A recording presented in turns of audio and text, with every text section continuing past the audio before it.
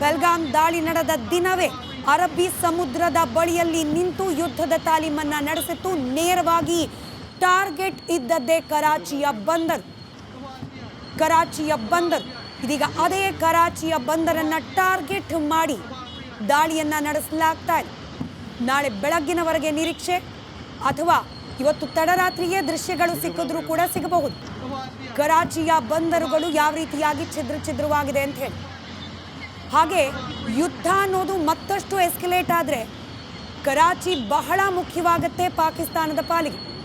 ವಿದೇಶಗಳಿಂದ in case ಏನಾದರೂ arms and ammunitions ಶಸ್ತ್ರಾಸ್ತ್ರಗಳನ್ನು ಸಪ್ಲೈ ಮಾಡಬೇಕು ಅಂದರೆ ಕರಾಚಿ ಬಹಳ ಮುಖ್ಯವಾದ ಪಾತ್ರವನ್ನು ನಿರ್ವಹಿಸುತ್ತೆ. ಬೈ ಏರ್ ನಿಮಗೆ ವಾಯು ಮಾರ್ಗವಾಗಿ ಈ ಯುದ್ಧೋಪಕರಣಗಳನ್ನು ಸಾಗಿಸೋದು ಸುಲಭದ ವಿಚಾರ ಅಲ್ಲ. ಬಹುತೇಕ ಯುದ್ಧೋಪಕರಣಗಳನ್ನು ಬೈ ಸಿ ಆರ್ ಓಷನ್ ಜಲಮಾರ್ಗದ ಮೂಲಕವೇ ಸಪ್ಲೈ ಮಾಡಲಾಗುತ್ತೆ. ಆದರೆ ಕರಾಚಿ ಬ್ಲಾಕ್, ಪಾಕಿಸ್ತಾನಕ್ಕೆ ಸಪ್ಲೈ ಆಗುವ ಯುದ್ಧೋಪಕರಣಗಳು ಕೂಡ ಬ್ಲಾಕ್.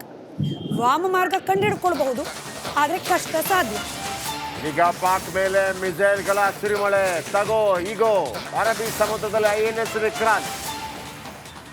ಪಾಕ್ನ ಕರಾಚಿ ಬಂದರಿನಲ್ಲಿ ಆತಂಕವೋ ಆತಂಕ.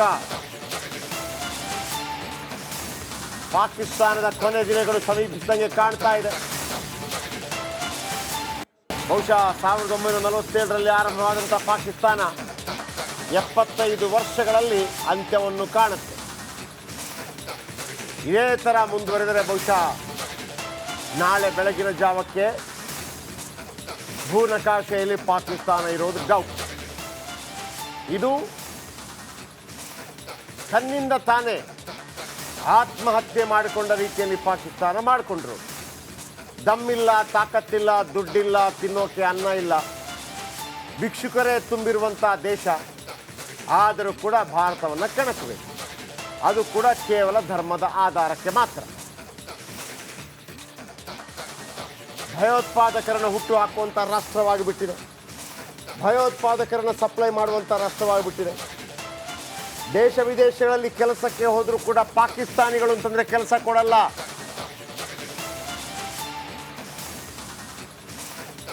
ಸೌದಿ, ದುಬೈಗೆ ಕೆಲಸಕ್ಕೆ ಹೋಗುವಂಥ ಪಾಕಿಸ್ತಾನಿಗಳು ನೆನಪಿಟ್ಕೊಳ್ಳಿ. ಭಾರತೀಯರಿಗೆ ತುಂಬ ಜನರಿಗೆ ಗೊತ್ತಿದೆ. ಕ್ಷಣದ ಮಾಹಿತಿ ಪಡೀತಾ ಇದ್ದಾರೆ ಪ್ರಧಾನಿ ಮೋದಿ ಈ ನಡುವೆ. ಇತ್ತ BSF ಅಧಿಕಾರಿಗಳ ಜೊತೆ ಅಮಿತ್ ಶಾ ಮೀಟಿಂಗ್ ಮೇಲೆ ಮೀಟಿಂಗ್, ಮತ್ತೊಂದು ಕಡೆ ರಾಜನಾಥ್ ಸಿಂಗ್ ಮೀಟಿಂಗ್ ಮೇಲೆ ಮೀಟಿಂಗ್. ಎಲ್ಲ ಮಾಹಿತಿಗಳು ಪ್ರಧಾನಿ ಕಾರ್ಯಾಲಯಕ್ಕೆ, ಪ್ರಧಾನಿಗಳಿಗೆ ತಲುಪ್ತಾ ಇದೆ.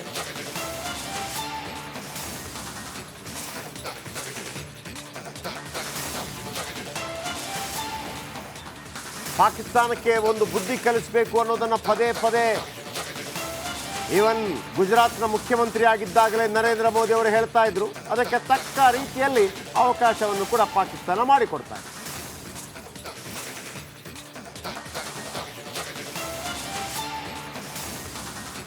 ಭಾರತೀಯರ ಮತ್ತೊಂದು ನಿರೀಕ್ಷೆ, ಇದು ಸರಿಯಾದ ಸಮಯ ಪಾಕ್ ಆಕ್ರಮಿತ ಕಾಶ್ಮೀರವನ್ನ ಭಾರತದ ಅವಿಭಾಜ್ಯ ಅಂಗ ಮಾಡಬೇಕು ಅಂತ ಹೇಳಿ ವಿದೇಶಾಂಗ ಸಚಿವ S ಜೈಶಂಕರ್ ಕೂಡ ಮತ್ತೆ ಅದನ್ನ ಪ್ರಸ್ತಾಪ ಮಾಡಿದ್ದಾರೆ. ಪಾಕ್ ಆಕ್ರಮಿತ ಕಾಶ್ಮೀರವಾಗಿ ಇರಲಿಕ್ಕೆ ನಾವು ಬಿಡೋದಿಲ್ಲ. ಅದು ಭಾರತದ ಮುಕುಟ, ಭಾರತದ ಕಿರೀಟ. ಅದು ಯಾವತ್ತಿದ್ರೂ ಕೂಡ ನಮ್ಮ ದೇಶದ ಸ್ವತ್ತು, ಅದು ನಮ್ಮದಾಗೇ ಆಗತ್ತೆ. ಈ ಭರವಸೆ ವಾಸ್ತವ ಆಗಲಿ ಅನ್ನೋದು ಒಂದೇ ಸದ್ಯಕ್ಕೆ ಭಾರತೀಯರ ನಿರೀಕ್ಷೆ. ಇದರ ಜೊತೆಯಲ್ಲೇ ಎರಡನೇ ಅತಿ ದೊಡ್ಡ ಆಸೆ, ಹೇಗಾದರೂ ಮಾಡಿ ಪಾಕಿಸ್ತಾನ ವಿಶ್ವದ ಭೂಪಟದಿಂದ ಕಣ್ಮರೆಯಾಗಲಿ. ಪಾಕಿಸ್ತಾನದ ಭೂಪಟ ಕಣ್ಮರೆ ಆಗ್ಲಿಕ್ಕಿರೋ ಆಪ್ಷನ್ ಏನು? ಅದಾಗೆ ಕ್ರಿಯೇಟ್ ಮಾಡ್ಕೊಂಡಿದೆ, ಅದಾಗೆ ಸೃಷ್ಟಿ ಮಾಡ್ಕೊಂಡಿದೆ ಸಂದರ್ಭ.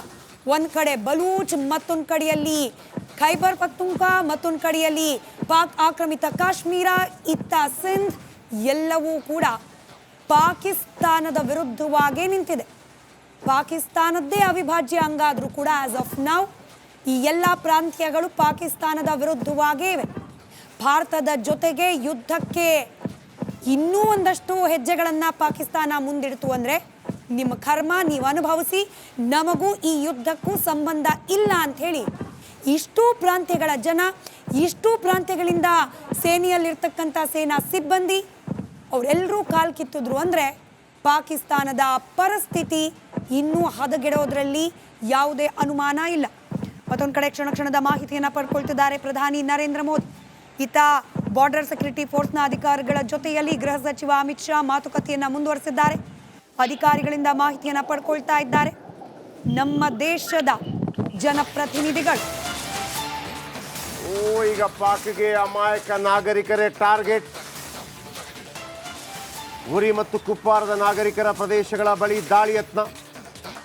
ಪಾಕ್ ದಾಳಿಗೆ ಆರ್ಟಿಲರಿ ಈಗ ಪಾಕ್ಗೆ ನಾಗರಿಕರನ್ನ ಗುರಿಯಾಗಿಸ್ತಾ ಇದೆ. ಅದಕ್ಕೆ ಪ್ರತಿದಾಳಿಯನ್ನು ಭಾರತ ಕೂಡ ಮಾಡ್ತಾ ಇದೆ. ಬೇರೆ ಏನೂ ಮಾಡೋಕ್ಕಾಗ್ತಾ ಇಲ್ಲ. ವಿಮಾನ ಹಾರಿಸಿದ್ರು ಅಂದ್ರೆ ಹೊಡೆದುರುಳಿಸ್ತಾರೆ, ಡ್ರೋನ್ ಹಾರಿಸಿದ್ರೆ ಹೊಡೆದುರುಳಿಸ್ತಾರೆ. ಈಗ ಸಣ್ಣ ಪುಟ್ಟ ರೀತಿಯಲ್ಲಿ ನಾಗರಿಕರ ಮೇಲೆ ಅಟ್ಯಾಕ್ ಮಾಡಬೇಕು, ಪ್ರತೀಕಾರ. ಯಾವಾಗ ನಾಗರಿಕರ ಮೇಲೆ ನೀವು ಅಟ್ಯಾಕ್ ಮಾಡ್ತಿರೋ ಪಾಕಿಸ್ತಾನದ ಕೊನೆಯ ದಿನಗಳು, ಕೊನೆಯ ಉಸಿರು. ನೆನೆ ಪೂಂಚ್ನಲ್ಲಿ ನಾಗರಿಕರ ಮೇಲೆ ಅಟ್ಯಾಕ್ ಮಾಡ್ತು ಪಾಕಿಸ್ತಾನ. ಪೂಂಚ್ನ 14 ಅಮಾಯಕ ನಾಗರಿಕರು ಪ್ರಾಣವನ್ನ ಕಳ್ಕೊಂಡು. Poonch was bleeding. Today entire Pakistan is burning. ನಿನ್ನೆ ಪೂಂಚ್ನಲ್ಲಿ ರಕ್ತಪಾತವನ್ನ ಮಾಡಿದ ಪಾಕಿಸ್ತಾನ ಇವತ್ತು ಭಾರತದ ರೋಷಾಗ್ನಿಗೆ ಹೊತ್ತಿ ಉರಿತಾ ಇದೆ.